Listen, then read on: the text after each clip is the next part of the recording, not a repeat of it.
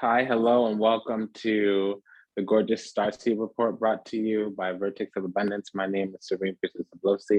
I'll be your oracle today. I was sent to deliberate the findings for the light beings.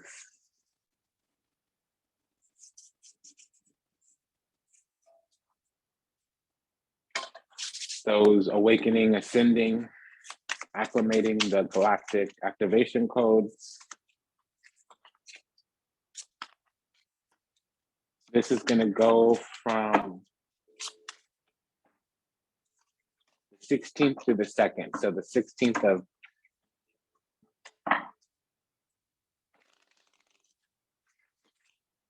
April through the 2nd of May. Now that's the termination point, meaning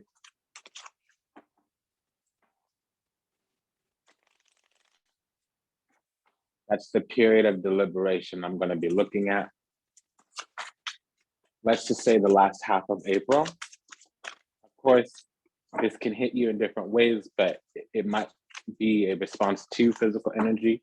Sometimes the seed is planted and a couple of weeks later it starts growing. Sometimes the seed is planted and a year later it starts growing. It's different for different folks. The time that the seed was planted was the last half of April, let's say it that way. I'm getting a lot of solar plexus energy.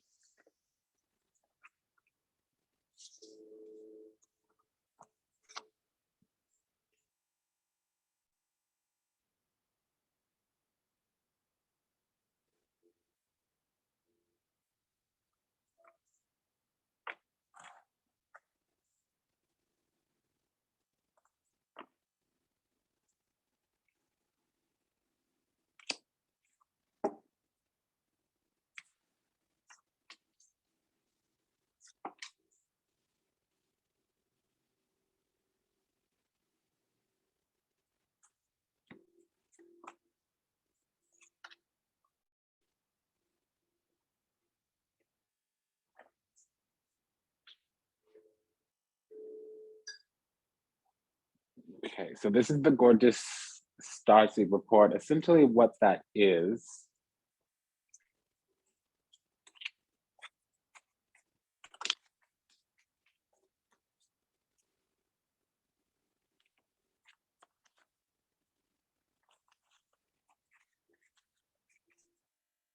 if there's an ascending vibration that the collective is going through,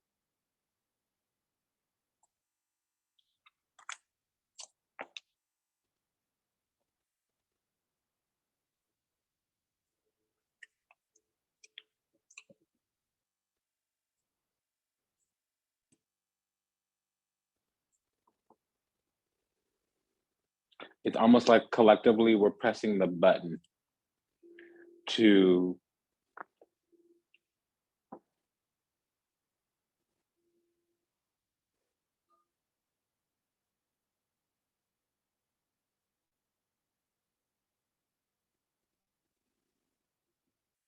step into self-acceptance. It's going to begin with seeds of self-worth and value.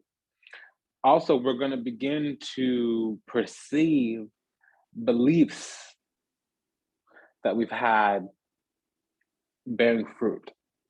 We either consciously or unconsciously adopted a belief, a value system, and we've been sowing from that place the last 18 months, the last 2.5 years, and we're beginning to reap certain benefits. It's more of like a reconciliation or an accounting or an audit. Really, it's just we're going through the paces, we're going through the motions, and we're beginning to perceive at a higher level. Language-based knowledge structure, labeling may come into effect here, where now we're able to spot it because we've been done got it already, or like sense, navigate through a little bit more strategy. Really, the cards are falling where they may. Certain things are being divided from other things, maybe even the wheat from the chaff. Illusions being dispersed, truth is coming through, and we're sitting on a lot that might be going misused or might be communicating to us in ways which we're not perceiving or not yielding to in the right way or the highest vibrational way. You know, we're sitting on this foundation here of being blessed or being with spirit or being guided by spirit, yet somehow disproportionate to the relationship. Either we're mislabeling, misjudging, misperceiving, or we are creating from a lower vibration. We may be creating in a fear, for instance, and that may be blocking blessings, abundance. Sometimes the blessing and abundance could also be confusing because it will come shaped, you know, an opportunity can become dressed in work clothes, meaning we may have to lose somebody in order to gain something. We may have to lose a job in order to find our dream career job. Example, not reality. So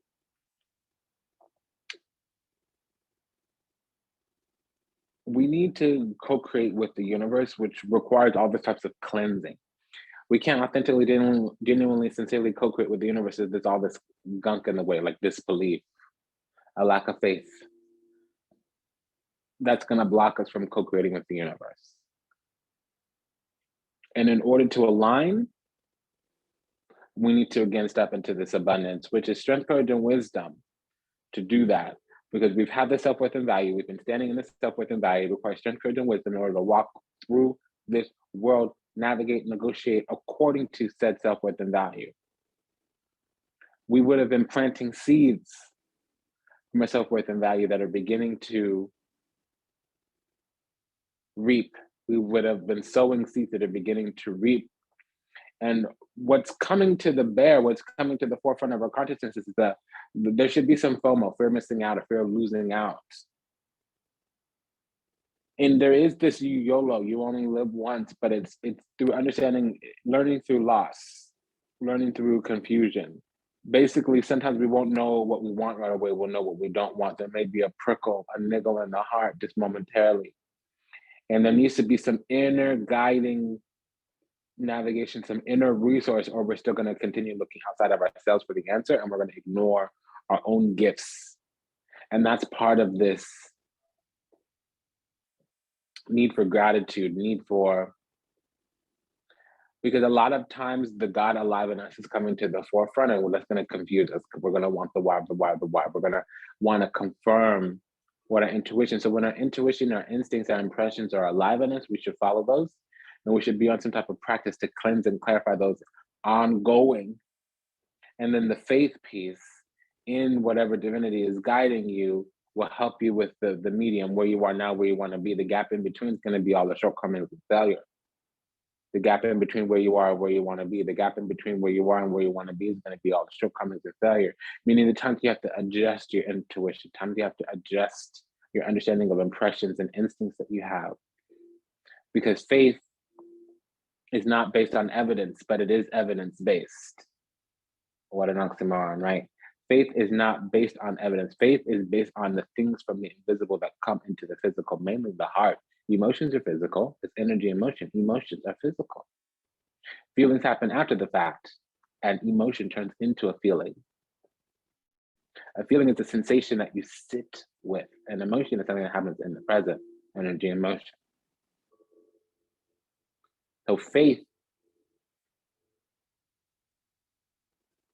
is not based on things that are evident. Some invisible source comes to you here in the now. But you do have evidence of your faith, even though faith is non-evident. Evidence of your faith means trust in Creator, trust in this infinite source that is guiding you.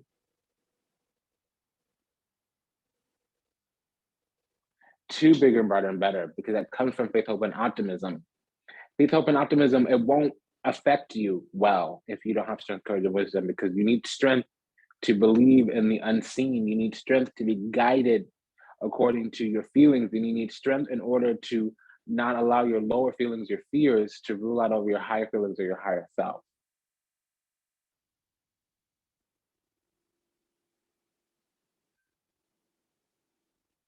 So let's see what this does for us. Let's see what this looks like.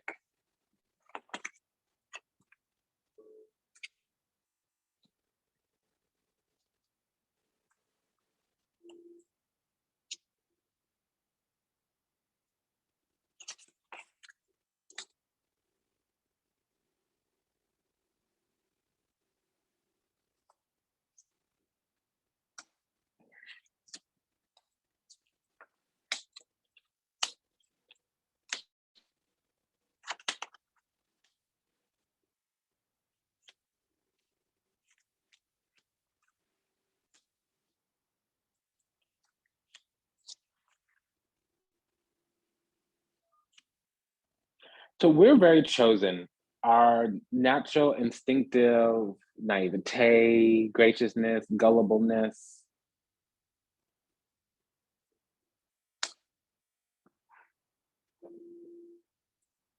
we are being knocked, the stupid is being knocked out of us, but also that stupid was really gracious because it gave us that chosen nature that we have. God really loves us. The universe really loves us. Creator really loves us. The universe really serves us.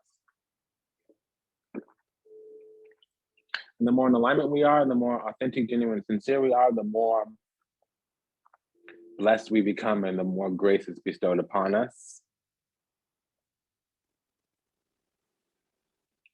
So really, truly, genuinely, all we need to do is be of service and grow, build, and sustain the momentum of our self-worth and value. What does that look like? We're going on this journey of discernment because there's been up until now vanity. We believed a certain way. And it's okay. It wasn't necessarily untruthful, but it did hurt us. So there was a higher truth. It might have been our own truth. We might have been better than the environment we were in, or the environment that was trying to bless us, meaning grow us into the commonality of said blessings, of said abundance, of said grace was higher than us. Either we were low vibrational or people around us were low vibrational. And I say people, but it's places and things. We either needed to grow to a high vibration or the environment, or we were higher vibration than the environment surrounding locations we were in. And it was creating either a bit of jadedness or it would have been innocence, gullibility, naivete on our own, but the persons, people, places, things we were around, especially leadership, it would have been, I'm thinking of a calculated threat. This is somebody that has quite a bit of knowledge over you. You're almost like walking into their plan. This is also, it comes off as judgment or jaded, and it's a hater, but it's usually a hater who's hidden for the time being. It's a friend of me who you might be on some kind of truce with as well. So in these situations, as a collective light beings, light workers, we're going to be helping people, helping the collective as light workers grow to use this haterade as fuel. You can transmute anything coming your way, turn into a bigger, broader, and better, turn into a high vibrational outcome. People could be shooting daggers at you, and you can actually build a house out of them. People could be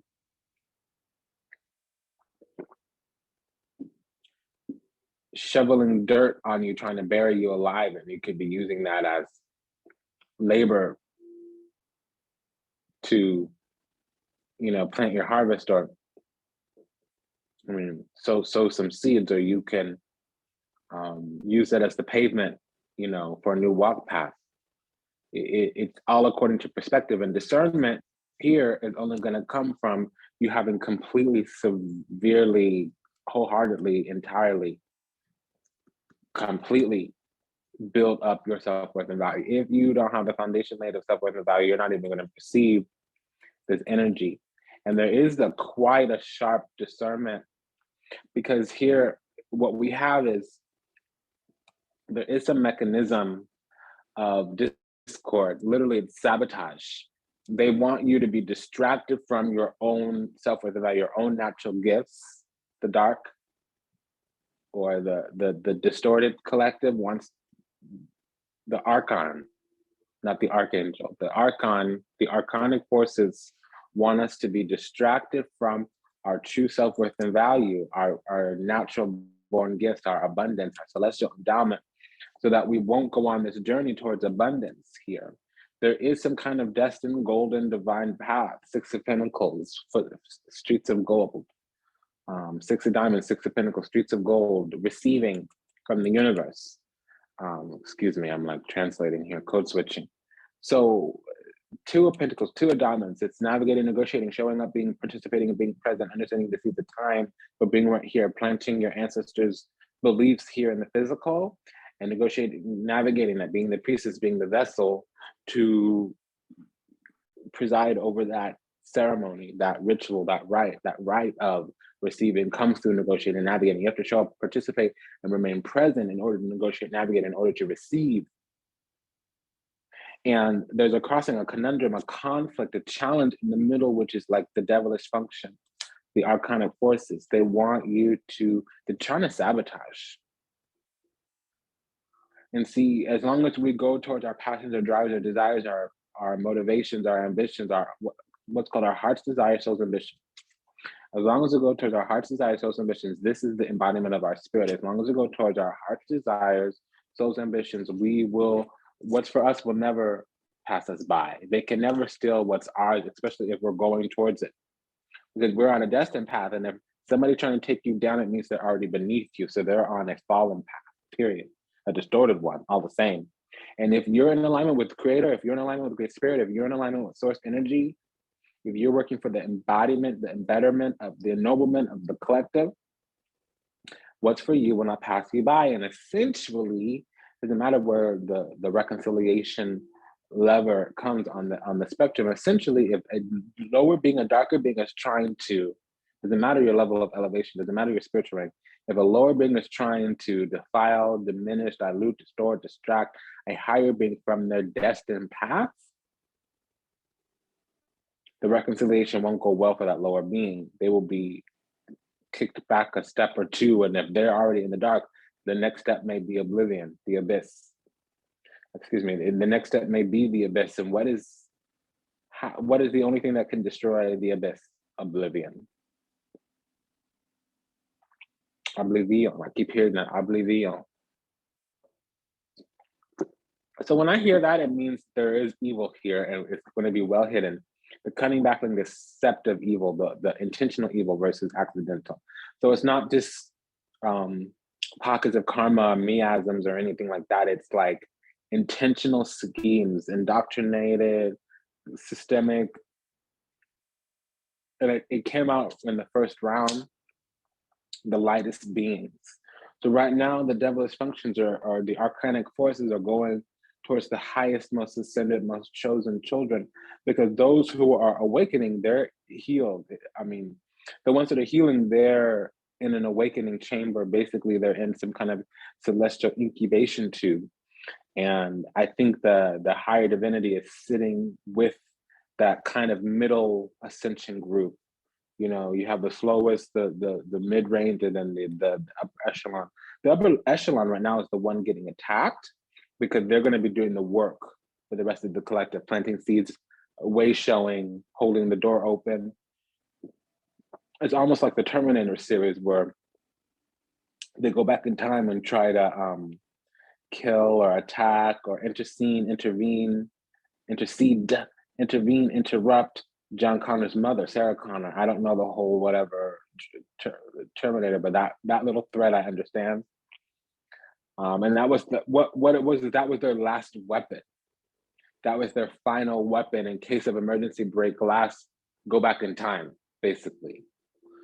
And it was like even a whole decade where they were supposed to, in '99, they were supposed to implode the Matrix or bring down Skynet, meaning ensnare and trap.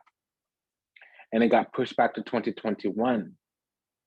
And there was a fail-safe in there, the 2020, and it's just the number 20 is relevant here. When the number 20 talks about aha, awakening, it talks about the entirety of the higher realm bearing down upon the lower realm. It does talk about a war, but it's not so much a war in terms of active, intentional conflict as it is one of reconciling. There's something in you that's always going to want to fight goodness if you, in fact, are evil. So the war is really inside your own self. The war is really the unwillingness or inability to face one's own self, to look and to confront one's own shadow.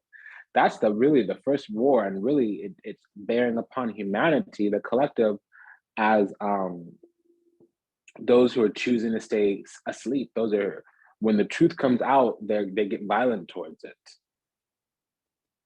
So there's this work that's been placed in front of the collective. There's this ability to navigate through whatever's in front of them, this opportunity to move on, move forward. And it creates a little bit of depression. It's really despondence, because now the truth is being revealed, and it's in front of us. We're perceiving the truth. We're not maybe willing to matriculate the truth. Like I said, navigate, negotiate. So this self-worth and value, we're fighting our own self-worth and value instead of fighting others who don't respect said self-worth and value. Because at present, it's serve or suffer, surrender or sacrifice, period.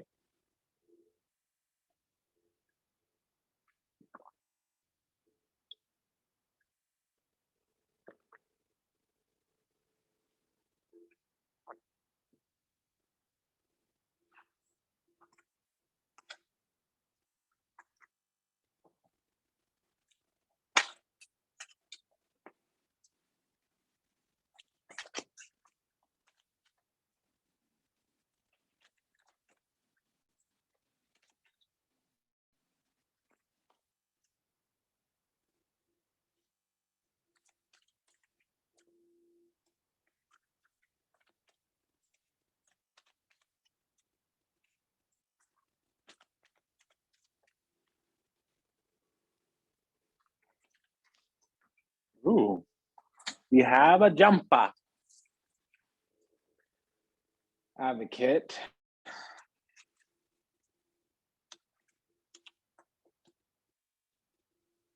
Well, that's very much a star seed, an advocate. They even their aura, their being, their energy.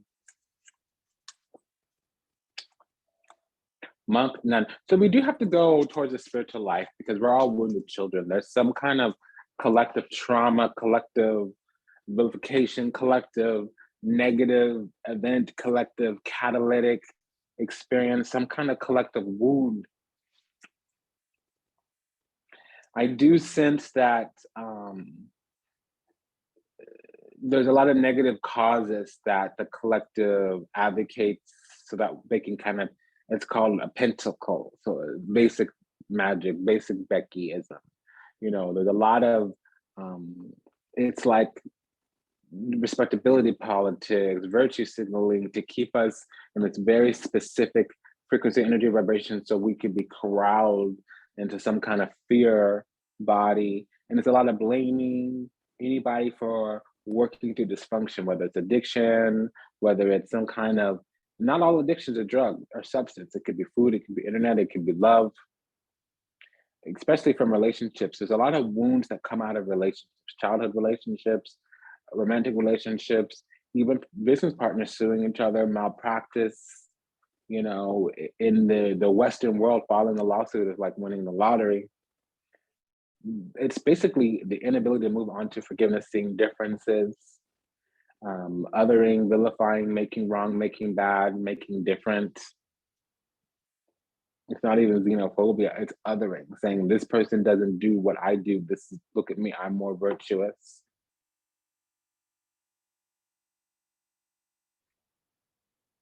We need to move on through to forgiveness. So it's not just forgiving others, it's people, places, and things. We're stuck on stupid growing up. We didn't know better. One day we woke up, we knew better. We came through circumstances and situations which needed to get us here to the now. We need to forgive and release and let go and to heal where we've had to go through, where we had to come from. Moving on through to forgiveness as well as self-forgiveness and forgiving others. You know, people do better when they know better. And if they don't, we learned about our own better because we do need to leave from a place when love's no longer being served. We need to get up from the table when love's no longer being served. We need to help others as a collective awaken. What is that? What does that look like? There's a path of learning and forgiveness. And when we align with that, we're really aligning with the higher divinity. And it comes through, it comes out and it comes through looking and finding other people who are going through what we're going through. So if we are learning a lesson and we begin to share with our friends and family, we should attract a higher, bigger, brighter frequency, energy vibration, higher vibrational people, places, and things. You know, your vibe attracts your tribe. Where's all the things that you want in this lifetime? When you have compassion and you put it into action, and when you feel inspired, that's really when you're dynamic. That's really when you're effusive. That's really when you're charismatic and you're attractive. When you become that Page of Wands, Queen of Wands, your vibe will attract your tribe. Trust me. When you become that Knight of Wands, King of Wands, you're really putting that energy out into the universe. Okay. So ultimately, what's going on inside, away from the collective, is that we need to learn, again, what negative judgment or lack of judgment looks like, especially the difference between piety and the physical world. Because we do need selfless devotion to a single-minded dedication to spirit, but we don't need it to be single-minded. So we're devout to God, and God manifests in humans differently, diluted, distorted. And so when we're noticing God's delusions, we're noticing God's distortions embodied in other people, places, and things, the response is compassion. And we're devoted to showing them the truth, not telling them the truth, but by being an example in the physical of God's love, they can arrive at that vibration on their own. There's lots of things to do to get to high vibration. Sometimes there's no roadblocks on the path to higher vibration, and sometimes the path to higher vibration is a bunch of roadblocks, and that's your karmic expediation. So let me just close this out a little bit.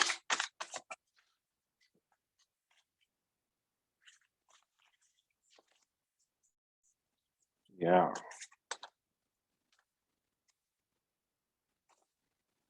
Oop.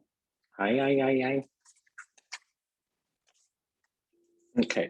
Yeah. So in the collective, it's going to be the need to be detached. There's going to be a lot of harsh, prickly things going on outside of ourselves in the collective. And we can't be cruel, we can't be unkind, we can't be uncompassionate. But, you know, everybody is sowing and reaping. Everything has a cause of reality, and there is abundance in everything that's going on. There's a dark side and a light side to everything. There's two sides to everything going on. So we need to be not part of the collective as well. We need to be part of the individual and an individual embodiment of the collective. Meaning, in groups, we become lower vibrational because the collective right now, whatever the popular or the masses are saying, is not bad. It is not great. It can actually be bad. We need to give a little tiny bit of energy and see what it feeds. And it's actually very loving and very pure, but it's not sustainable. So whatever we give individually needs to feed a bigger, brighter, and better. And then we need to give devotion to whatever deity, entity is feeding that bigger and brighter and better. And it's the goddess. Because we're divine, we're light beings, but around us is darkness. And we can't be anyone's source. We need to lead them back to the source. So the goddess of 10,000 names, we may use one name or one way or one experience or interface with creator one way, but there's 1,000 different ways. 2 + 2 = 4, 1 + 3 = 4, 0 + 4 = 4, 5 - 1 = 4, 6 - 2 = 4, 13 + -9 = 4, okay? There's many roads to the same integer. There's many roads to the same outcome. Goddess of 10,000 names. If we have felt constrained by a role, a name, or an identity and are wishing for assistance in growing beyond it, or if we have sensed a new role or identity calling us into greater expression and would love some divine help in that growth, this oracle indicates we need the help we need is already within us, urging us growth from within. This is the goddess of 10,000 names from the Isis Oracle.